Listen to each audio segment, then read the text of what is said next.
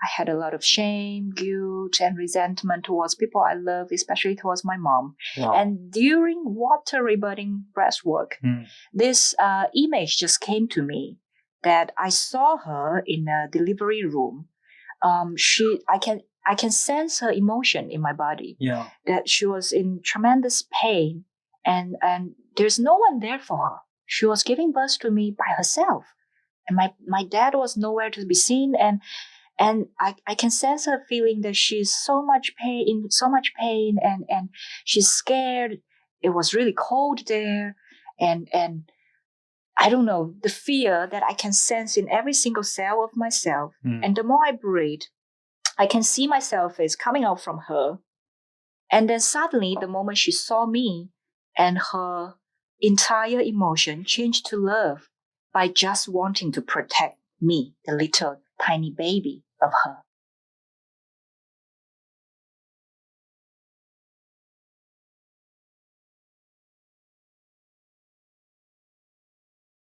And we on. Oh, wow. Hello, Vanillin. Ni hao. Ni hao. Thank you so much for coming. You are the second guest for this podcast. Wow. So it's really cool honored. to have you here. Thanks for having me. Thank you. And basically, I had the idea because we met for lunch last week, and we had a very long conversation. Surprisingly it was awesome. long. Yeah, and I think we spoke for 3.5 hours. I couldn't believe that. It was just a lunch appointment, just to catch up, and then I didn't expect time really flies. Yeah, and because it's it was like the third time in my life I met you, basically. Mm-hmm. Indeed. Yeah, we met at the first Rebirth Breathwork workshop with Gladys. That was in February last year, I think. Right. Then I came to the second one. I think it was in May. Mm-hmm. And then the third time I met you was last week on lunch, literally. Literally. Yeah. And so you told me about transformation. So that's one thing I was I've been reflecting on between the moment we discuss and today, because there is that transformation. I understand it's your purpose. You want to offer this to people, and then I was reflecting back for me as well, right? The transformation that happened since the last time I saw you. Basically, a lot of good things happened to me. That honestly is impressive. Thank you. In such a short time frame, I couldn't imagine that how much things that you went through, and that was really your story gives me a lot of inspiration and courage too, just to keep going.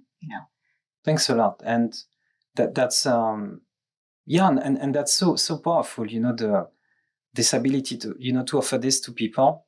And so I was wondering, because it takes a certain talent. And I remember when we were doing the Rebirth Breathwork, you were here, you were facilitating, you were helping, you helped me at some point. I remember you held my shoulder and stuff. And so I don't think I would be able to do it, to be honest with you, And so what was your calling into this thing?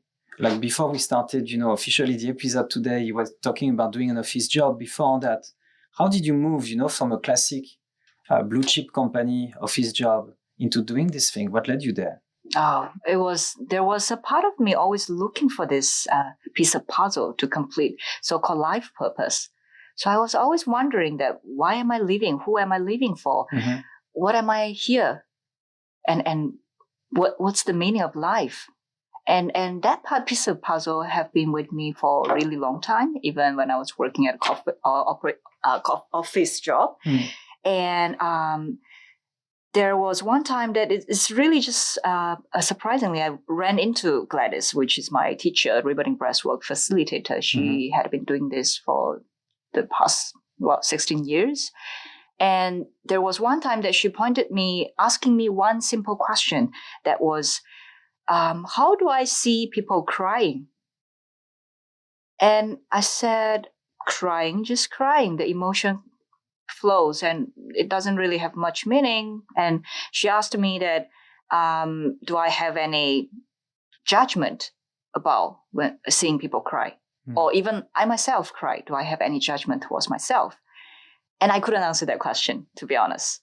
I had the right answer in my brain, but I know that's not what I really wanted to say. And I know deep down inside my heart is that crying to me is a sign of weakness. So I wouldn't really allow myself to cry. That's something really common in Chinese culture, that we were taught in a way that crying wouldn't solve problem. Crying is a sign of weakness. Crying is useless. So stop crying and start to solving the problem, or do something about it. So then that was my motto for a really long time. And I have suppressed my emotion for so long that I wouldn't allow myself cry in front of anyone. And there's only when I was in somewhere really safe and by myself, then I will cry out. So that has been my living model for I don't know how long. And so I had a lot of suppressed emotion in me. And although outside I could look really cheerful and fun, joyful, but inside there's a part of me always had this suppressed feeling. That a lot of resentment, shame, guilt that's stored inside me that I wouldn't want to express or being discovered, being known by other people.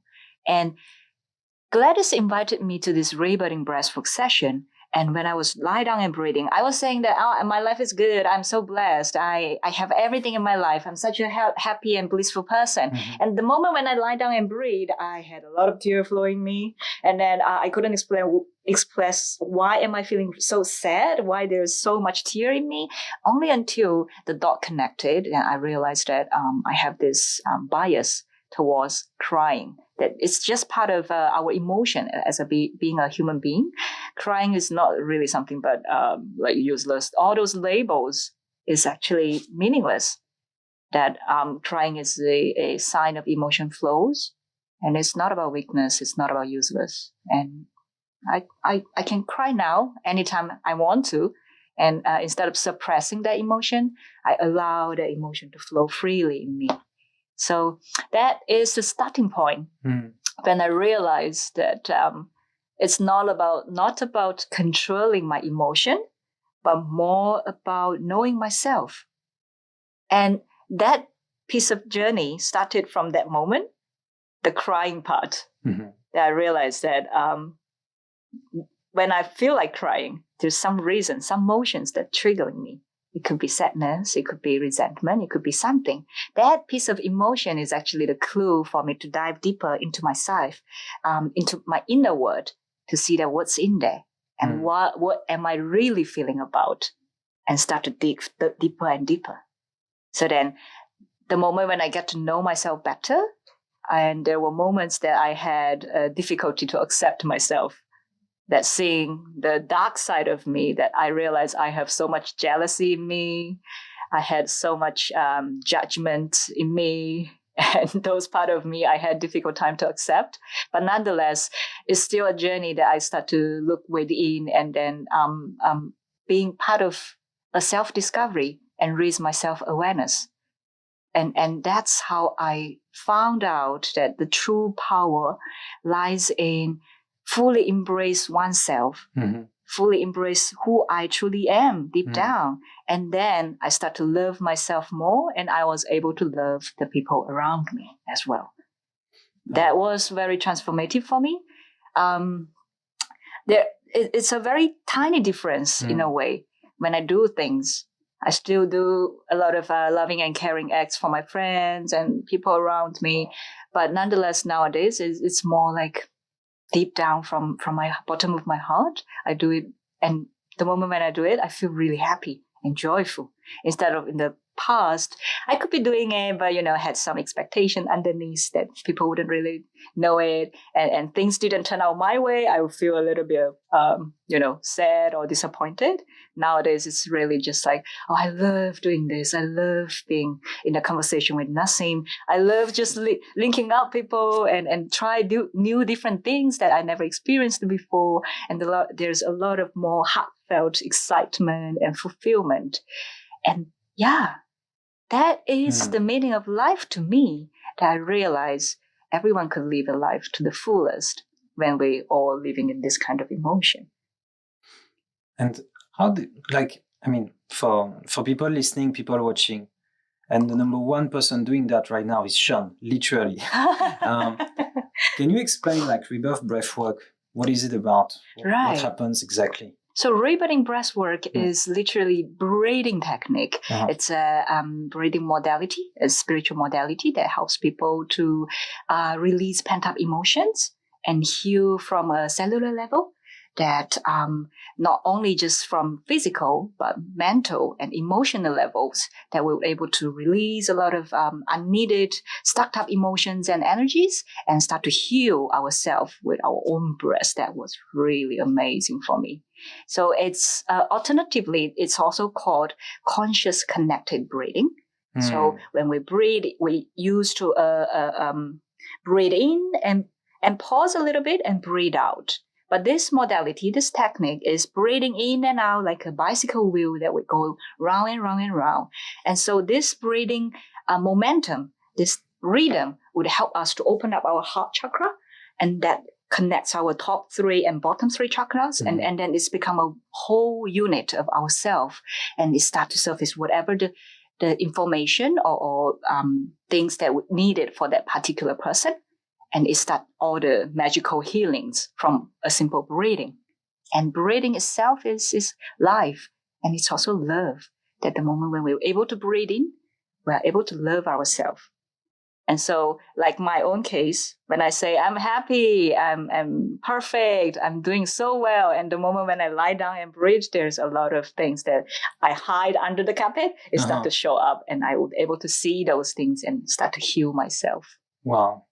So did you have visions as well? Because I had visions. So I had so much visions. I was like, oh my God, I was breathing with eyes closed. And how come I could see so many things, so many colors, so many visions? It was so magical to me, right? So that part kind of like introduced me to go deeper and deeper of knowing myself. How come I'm seeing elephants? Why am I seeing sea turtle? What does this mean? And then I start to ask my mom, like, hey, when you were pregnant with me, did you see sea turtles? What does this mean? It has a lot of more topics to discuss with my parents and friends as well. For me, I remember like when we did the first session.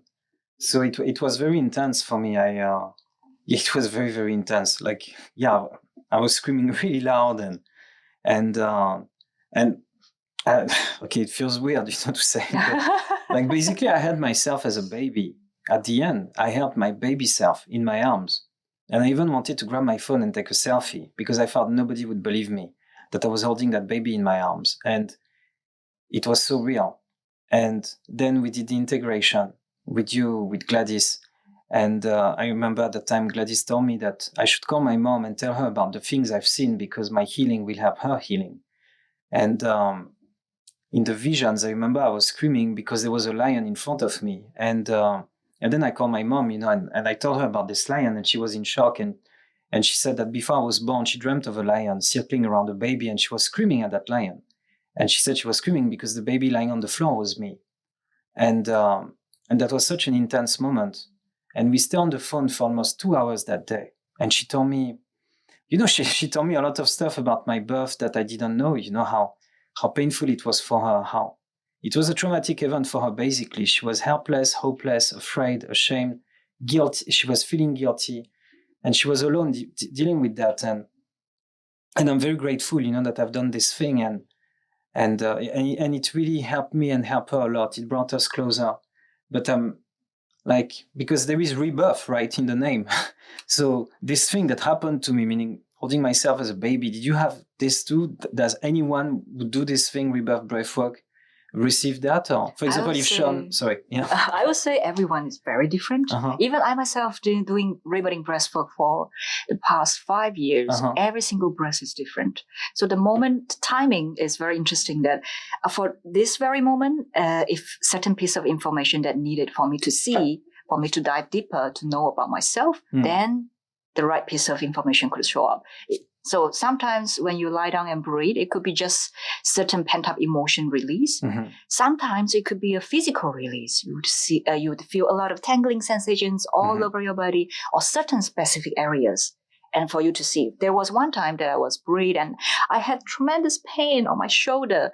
And I was like, what am I carrying so much on my shoulder that I feel this much pain? And then there's a moment of just truth come to me saying that I am a bit of a perfectionist too when I was working in corporate. So then I realized there's a lot of expectations that I stacked on my own shoulder that I should be perfect. I should do this faster. I should. A lot of should and a lot of have to that I've been carrying so much expectations on myself that when I lie down and breathe, tremendous pain and pressure on my shoulder. And then I realized I don't want to carry this anymore. This is not going to help me to go the direction that I want to go. So I decided to let it out, let it go, and just, be me. By existing itself is already a perfection. So I don't need to work so hard, do something extra to prove that I am worth of living. So I decided to let go of all the burden. And then the moment when I start to breathe, all these things just gone, no longer of stiffness on the shoulder. So that's the magical part.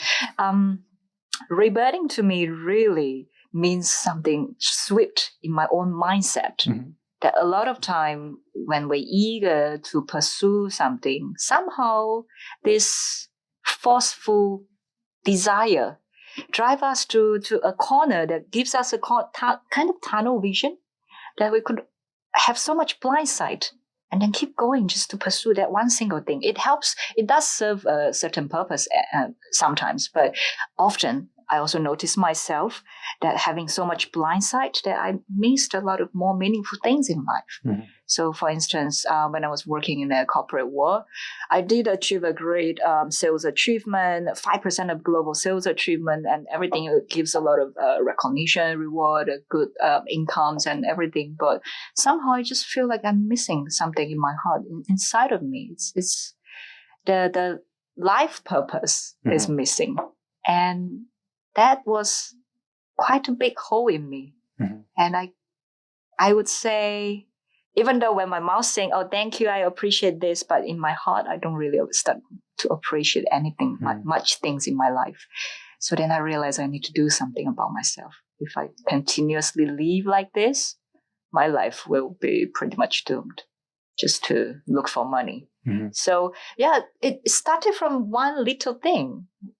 And it could lead to many, many different aspects of my life that I realized I don't want to live in this way anymore. And it's literally changed my life completely. And that's what I call transformation. So regarding this transformation, because some people might listen to us, might watch this and be like, okay, because for me in the past, I wanted to have that quick fix, I wanted to have that one thing I do and that's it. I'm good, ready to go on set, for the rest of my life. So, the reality of my experience was that it was not a quick fix. It was one step on the journey. You know what I mean? It was one progression further into the journey, basically. It sounds like a journey. Yeah. It's just not about the destination, but the whole journey that you experience and the whole process of it, not just the end results, but the entire journey of it. And for you, because we are talking about rebirth breathwork, right? So that means that for you, the journey was only rebirth breathwork. This is what led to those changes in your life? Yeah, I did experience some other spiritual healing tools as well, sound healings, gong baths, some tarot readings. Some people offer Akashic record reading as well. It does also offers certain information for me to understand more about myself. Nonetheless, Rebirthing Breathwork comes to me more meaningful is that certain informations I had to rely on other people who has this specific talent to read into Akashic record or have the talent to connect with the source and then read the tarot cards and everything. Breathwork itself is literally using my own breath to heal myself, and everybody can breathe. And that's kind of aligned with my belief system that everybody is the same, that we're all cut from the same clothes, and we all deserve love. And at the same time, everyone is so diverse, so dynamic, and completely different from each other. And so it's like hitting the gym. The more I hit the gym, I gain the muscle. And the one who's doing all the heavy lifting is literally me instead of the trainer. The trainer is there just to help me, maximize or help me to be more efficient. But the one who's actually doing all the work to gain the muscle for myself is me. So breathwork itself kind of aligned with what I believe, that what I learned stays with me. And the more I work on it, the more I get benefit from it. And that's so are we talking about, like, for example, because I go to the gym like 3 times a week, I try to go to yoga every Sunday. Like breathwork is something that is part of your routine today, like, you do like once a week, or yes. What's your frequency? Because it's pretty intense, right? So yes. Yeah. So it really depends on my own condition. If I feel really down and I need a bit of an energy boost, the first thing I wake up and then I start to do the breathing. So it's like about 5-10 minutes. After that, I feel a lot of energy surcharged and I feel good to start the day. So the first thing, wake up, do whatever needed for the morning. And then after that, I start to do just a quick rebirthing breathwork. And so myself. You do Yes, correct. For 5-10 minutes? Yes. Wow. And then after that, I start to feel a lot of refreshing energies. My whole body is like supercharged and good to start the day. And I remember, because the first time I did that, Gladys was saying, you don't do this at home alone if that's the first time you're doing it. What are the risks if you do it alone at home? So this motion, the one what I do in the morning is just a 5-10 minute of short rebirthing breathwork, just to pump myself up, especially on the days when I feel really down, or physically I don't feel well. Nonetheless, for people who's only attending the trial classes in Singapore, we wouldn't recommend the person to do rebirthing breathwork on by themselves. Reason is, number one, when you do the breathwork, subconsciously we would go really deep. And if there's no one there, physically there or spiritually there to support you, it could go really deep, and then you could gain another trauma out of it without actually handling the subconscious certain emotions or the certain information come to you. It could be really hard for yourself to process or digest that piece of information. So it's always good to have someone who got your back and then kind of safely guiding you into that subconscious mind and safely guiding you out of it. Yes. So there's the reason why we often inform everyone who attend the class that you shouldn't try that by yourself at home unless you have attended the retreat. We hold the retreat in Bali as well. It's a 7-day program. And basically we will use 5 elements. The element comes with earth. The one we often do in Singapore is earth element. And the rest 4 elements, that is water, fire, and air, and ether. So all those elements incorporate with rebirthing breathwork, and it brings up a lot of new information and different experience that you would experience, not just the earth elements, but a lot more related, such as like water elements. It gives me a lot of information that I didn't know about my mom. So a bit of a personal story is that I've been resenting my mom for 10, 20 years. I was a very obedient daughter. So that whatever she told me to do, I would just do, because she's a very strong woman. And then I argue I would never win her. So I will always follow her instruction, and end up I had this personality of people pleasing and really easy talking. I wouldn't have my own idea or decisions to live on my life.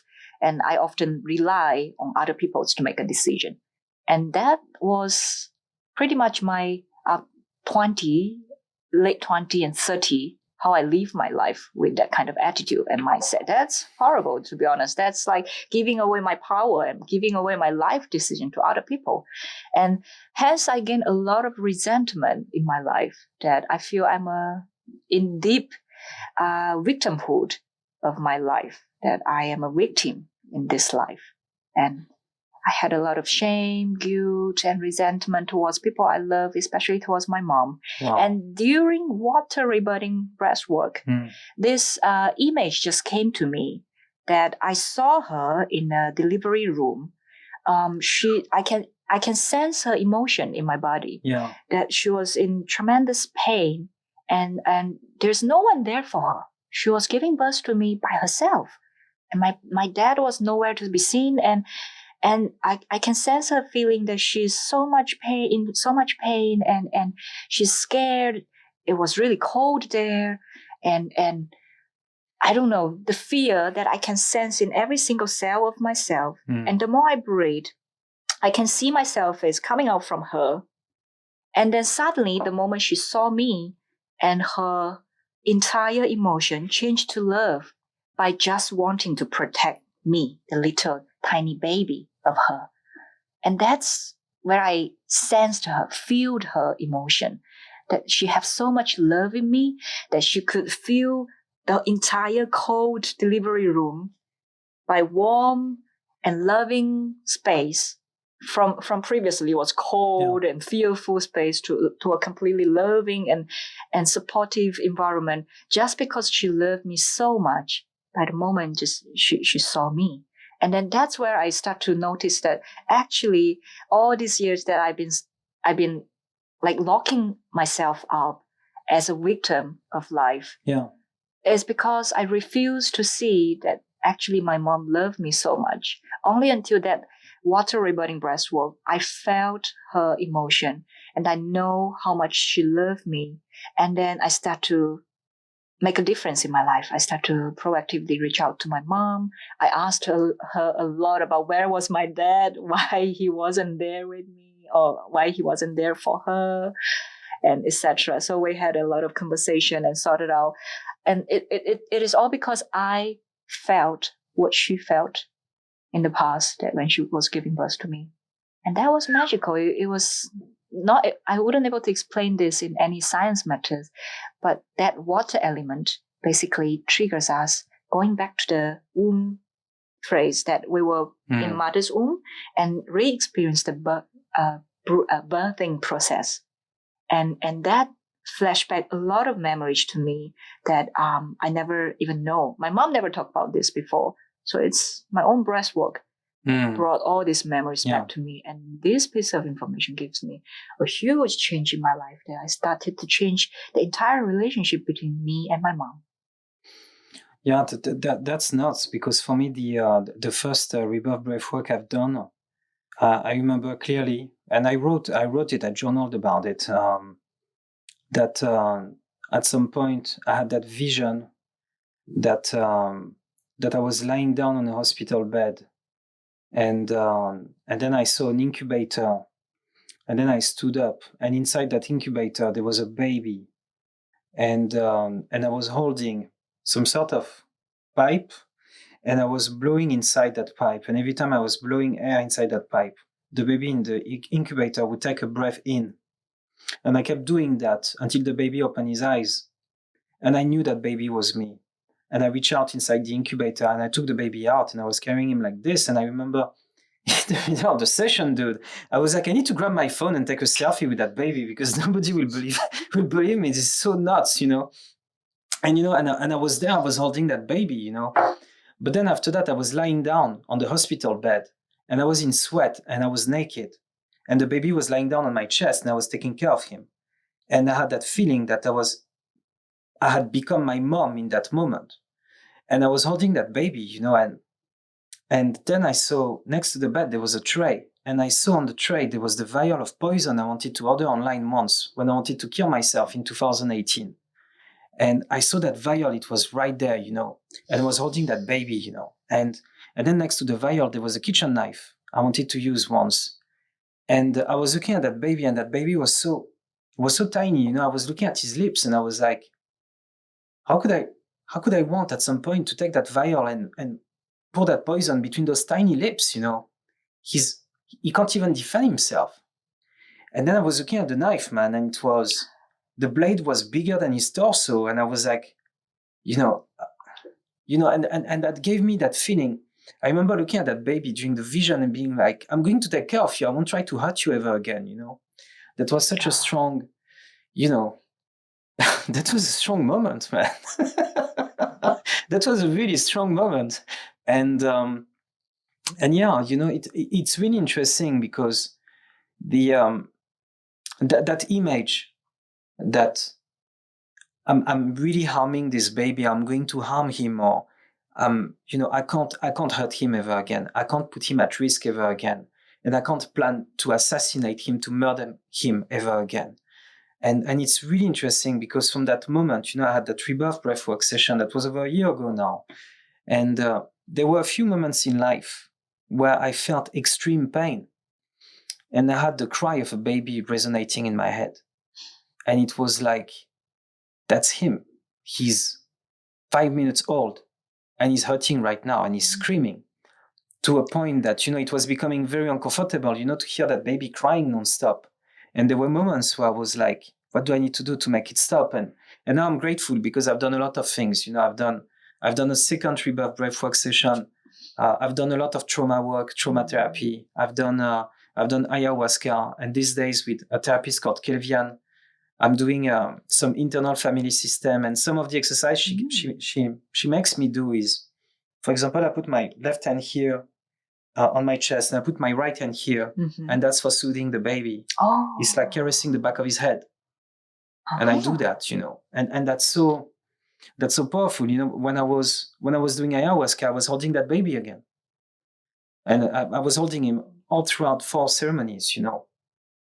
So yeah, for me, man, it's been like the experience you are sharing now, you know, the giving birth thing. I mean, I really felt it, you know, and then we had this moment with Gladys after that. But it's integration, correct? When we talk after the session? Yes. So whatever we saw, feel, or came to us, the vision came to us, we start to share. The moment we are willing to share, the healing starts. Mm-hmm. Sharing is caring, and also articulation helps to form the healing as well.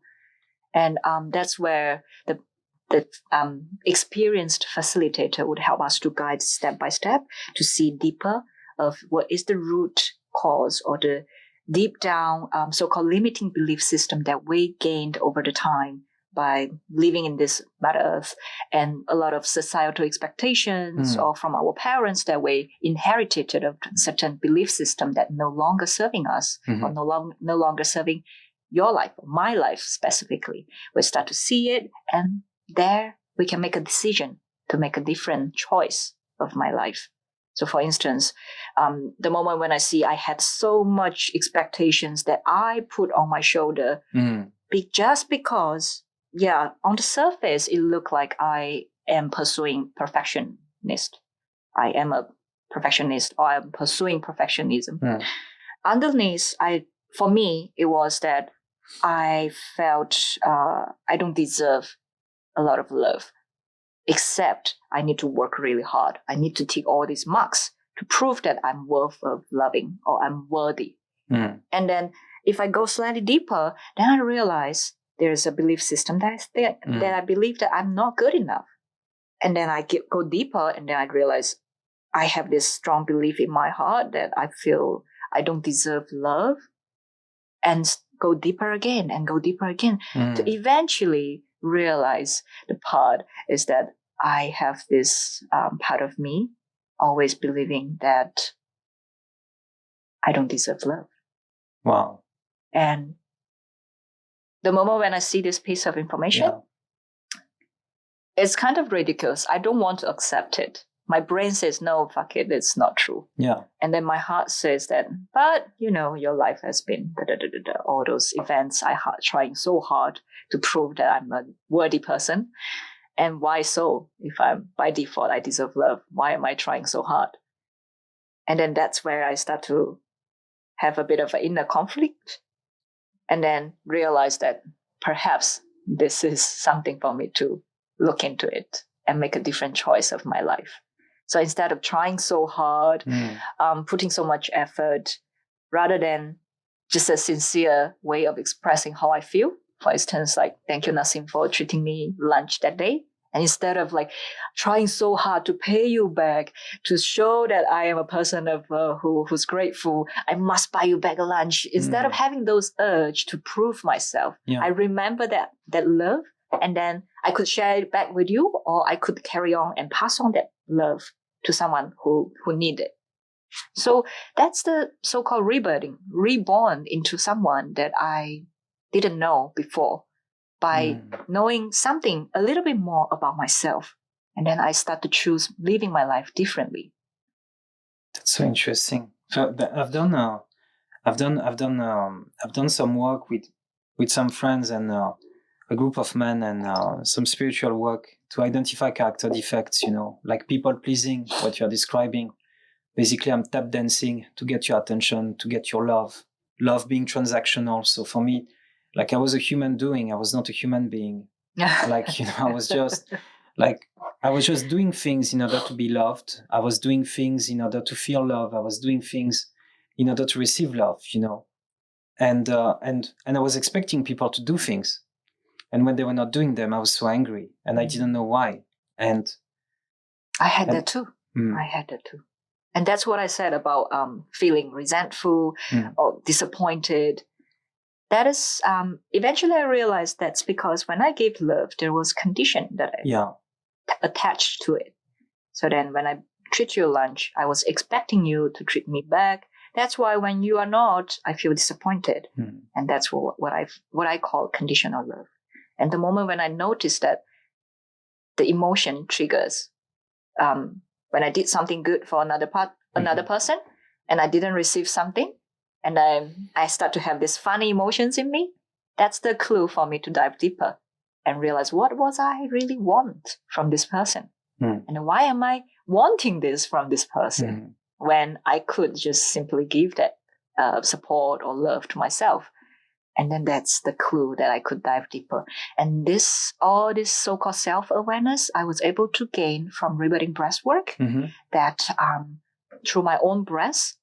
And then I have practiced and gained this piece of muscle of self-awareness.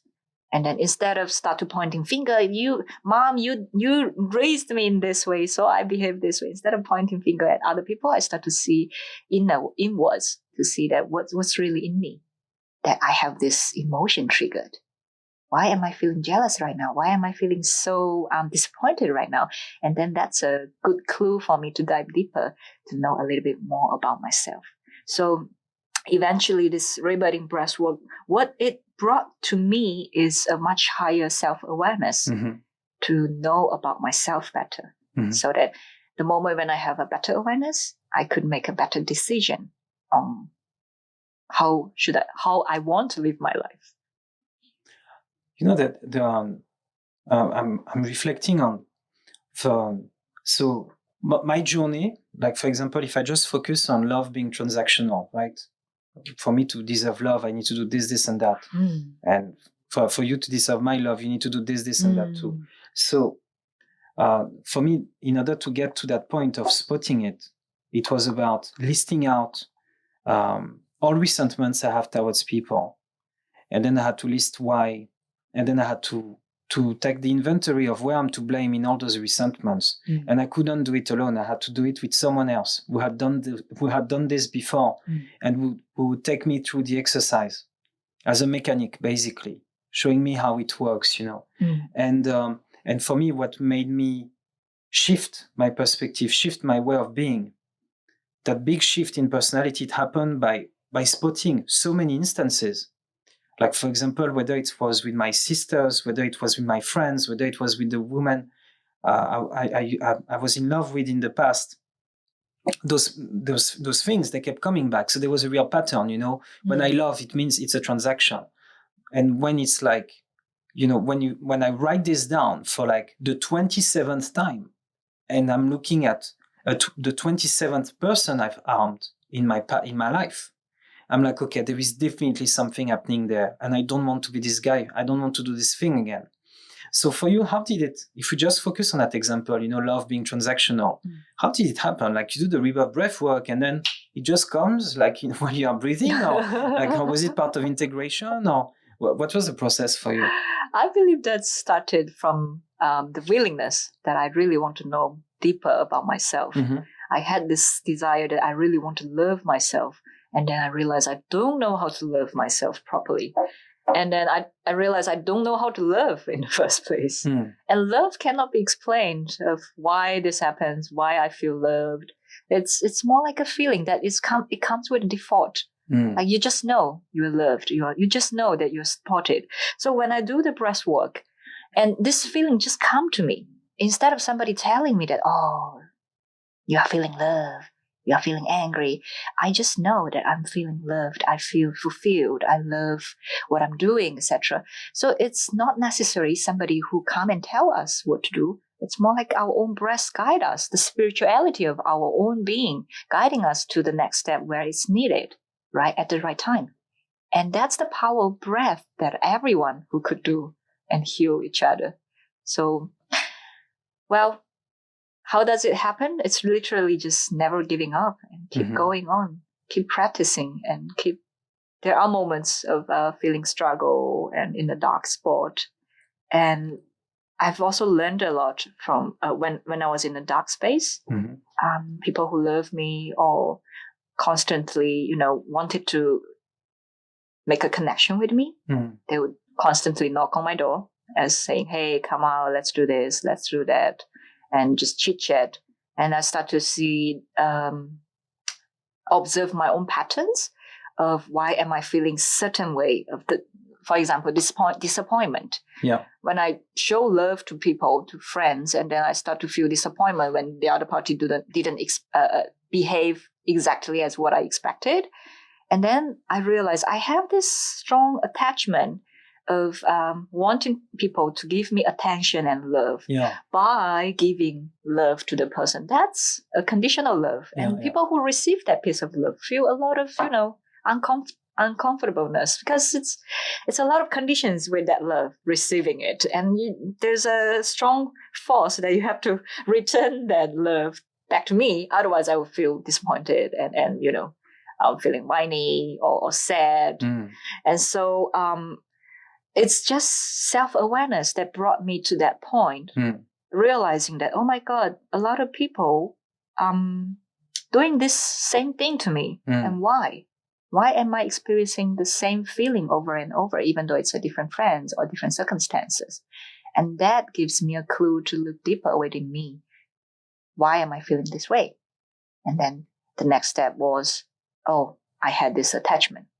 When I do this, I expecting this. The expectation actually putting me into a deeper hole of my own emotion. Yeah. And then I start to rotting there with a victimhood mindset. So breathwork itself trained me a lot to raise my own awareness about myself. And then with that awareness, I start to observe my own thoughts and feeling. And that's the muscle that I meant for the innate wisdom, that I get to know myself a little bit better. And the moment when I realize, oh, I'm giving away again expected love, I will step on a jam brake of myself. And I give myself a little bit time to breathe in and out, just reset myself. And then I make a conscious decision. Do I really want to give this conditioned love to someone I love? Or I want to make a different choice today. And the choice could be, I want to choose love or I want to choose hate. It's completely my own free choice. Every time I realize that the moment I want to choose love, because I want to, what you give out, it comes back, right? And so I want to give out love and then receive love eventually. Well, there are moments that I purposely give out hate, but need to be very careful about it. Yeah, that reminds me because we were shooting the channel intro video with Sean last Friday. And it's been almost 2 years now that I'm on that journey. And 2 years ago, like literally 2 years ago, 23rd of May 2022, man, that was exactly what you described earlier, like I didn't even know that I could feel differently. At the time there was I was out of, I was in a succession of romantic relationships that just were not working. And I really definitely had a huge part to play in it. And I kept feeling, so frustrated. And whether it was my girlfriend or my girlfriends, because there's been more than one who told me that, or whether it was even my sister, or even later one of my best friends, when I made amends and they came back into my life, they all say the same thing, that you are doing so much, and I wish I could do something for you, but I don't know what to do for you to make you happy. And I didn't know what to reply. I didn't know what to answer. And that made me feel really, really, really, really dark, really powerless, because I was thinking, that I had reached, that I was hitting a wall, and I didn't know how to overcome it, and I didn't even know. At that time, I would have listened to you saying this. I would have thought, I will never know that. I don't even know how to get it. I don't even know what it feels like. It's like describing white chocolate to someone who's never tasted white chocolate before. You know what I mean? I would have been dumbfounded. In fact, I wouldn't have even listened to you, because I would have found this is so irrelevant, for me at least, for the person I used to be. And I like what you described, that now you get to choose. Now you're free. And now you're free to choose how you want to love someone now. And you're able to love someone on these terms, right? Instead of the old stuff. Yeah, so... Well, for me, sorry to interrupt. No, go ahead. It's more like knowing how to love myself as the first step. And then I start to know how to love other people properly, respect other people properly, or without judging somebody. Because I have been judging myself so hardly. Then I would have this externally. I would start to judge other people as well, because I had so much expectation on myself. And so I would have a lot of expectation when I giving love to somebody else. So the moment when I let go of those expectations, I too let go of all the expectations towards other people. And then the lesser I start to judge myself, I would also have removed a lot of judgment and bias towards other people. So to me, it's all this self-awareness eventually helped me to love myself unconditionally. By doing so, I was able to love other people unconditionally. So-called unconditionally, no strings attached, no expectations. At the same time, it's really just pure loving someone. And that feeling was great about myself, being able to love somebody, so love myself and love somebody else unconditionally. That feels awesome. Yeah, that was my friend Adrian, who was saying, you can't give what you don't have. You can't pour out of an empty cup.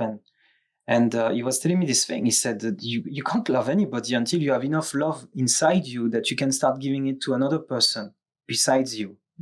And that gave me hope when he told me that day. And that gives me hope when you're reminding me this now, and it's and I'm grateful that you found that path, that you have this routine now that, that keeps the flame alive, and so the first thing I did was, after doing rebirthing breathwork, I had so much emotions that I stuffed inside me because I wouldn't allow myself to cry, because back then crying was a sign of weakness to me.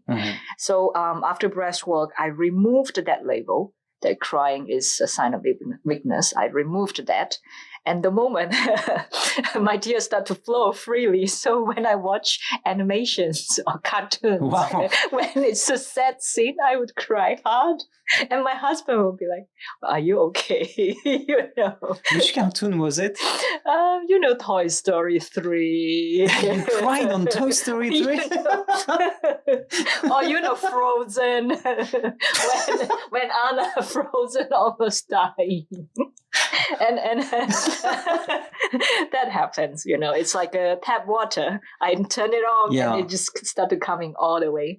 And the amazing part is that when I removed that label of crying is weakness, during the breathwork, I cried a lot, and I felt myself did some kind of a dumpster clearing. So I had a lot of stuffed emotion inside of me, as if I'm a bucket. So this bucket is all filled up with sorrow, bitterness in this bucket. And breathwork kind of like helped me to pull it out So I had an empty, clean bucket inside of me. I start to consciously choose what I want to fill inside this bucket. And that's where I find a newborn me, new version of me. And it's a transformative change to my life that I start to live differently and I choose differently. And so I get a different result every time. And that's kind of fun instead of, doing everything the way I used to. It's safe. So I feel like safe, but at the same time, I often get the same results. When I choose differently, I start to get completely different results, and that fascinates me. And it starts to become like really fun to live my life. That's awesome. And that's empowering. Thank you. Yeah, because you get to, because someone doing that gets to decide, gets to have the choice, the freedom, right? It's there is a feeling of liberty coming from it. And now I understand why you were talking about a transformation that is empowering for people. So, but thank you so much. So, okay, so look, besides Sean, whoever is going to watch this or listen to this, if they want to find you, how can they reach out to you? On Instagram, yeah? Yes. So what should they type? So my Instagram ID is oneness, as ONESS, oneness, and 21. So it's oneness is already taken. So I had to put some numbers behind it. 21. Oneness 21. Okay, so how many 21s? 3 of them. Okay. Oneness. So, before we close the episode, I need to ask you, okay, so oneness, where does it come from? It comes from how I feel about myself. That in the past, I felt like pieces of puzzles I couldn't quite figure out about myself. After work through this so-called spirituality and spiritual awakening journey, for the past 5 years, I start to see myself as a whole. And I feel this oneness in me, that not only just me, but everyone on this Earth planet is one whole big spiritual being. And it's not any culture or race or skin color or geographic differences could really divide us to different categories. It's just a person who's living in this life to express and to enjoy the entire everything that life able to offer to us. So this oneness is the attitude that I have towards life, that everyone is a whole big united being. And at the same time, individuals have this freedom to live their life to the fullest. And that's why oneness in everyone, every being in this Mother Earth. So oneness to one. So it's like two oneness. That's my oneness. Okay. No, and I used to thank you, because I used to work in a company and the motto was life to the fullest. And at that time I was in a dark place. I was very cynical and I was thinking, this doesn't work. This is not true, but I can feel it coming from you. And so, and when you say it, for me, it really resonates, because I know the feeling of recollecting missing pieces of me and putting them back inside me. And those pieces, they've been cleaned. And Rebirth Breathwork gave me that. It gave me that through memories, through reinforcing the relationship with my mom, helping me with trauma, self-discovery. So I'm very grateful. And thank you so much for coming today, Vanillin. Thank you for having me. It was awesome. And thank you, Sean, for your patience. You're an angel, buddy. Thank you very much.